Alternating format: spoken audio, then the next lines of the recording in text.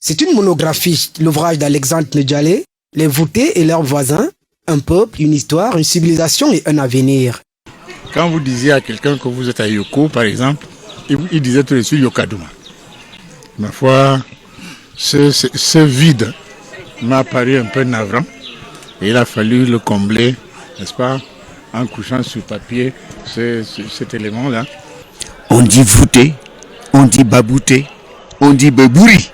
Le paratexte éditorial de ces gisements de connaissances entraîne le lecteur dans une aventure palpitante et excitante, divisée en 3 grandes parties, ethnographiques, cosmogoniques et cosmologiques originales du peuple voûté. L'imaginaire populaire du Camerounais, il s'agit d'un peuple presque mythique et dont l'autarcie a fait qu'on n'en parle pas suffisamment. On ne connaît même pas ce peuple-là. Si la première partie de l'ouvrage présente les voûtés comme un peuple qui a su surfer sur les conditions idoines d'éclosion d'une culture spécifique, la deuxième partie envisage les voûtés dans leur glorieux passé, qui a établi dans l'histoire du Cameroun leur renommée d'un peuple de guerriers.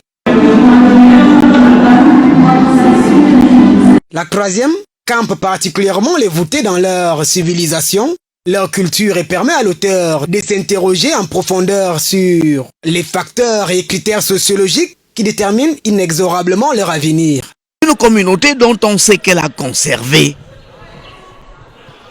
certains aspects de notre mysticisme africain, notre mysticisme camerounais. Les voûtés et leurs voisins, à la lecture de cet ouvrage, on découvre que les voisins des voûtés, mentionnés par l'auteur ont pour nom les Baveks, les Ndomé, mieux connus sur le vocable de Tikar,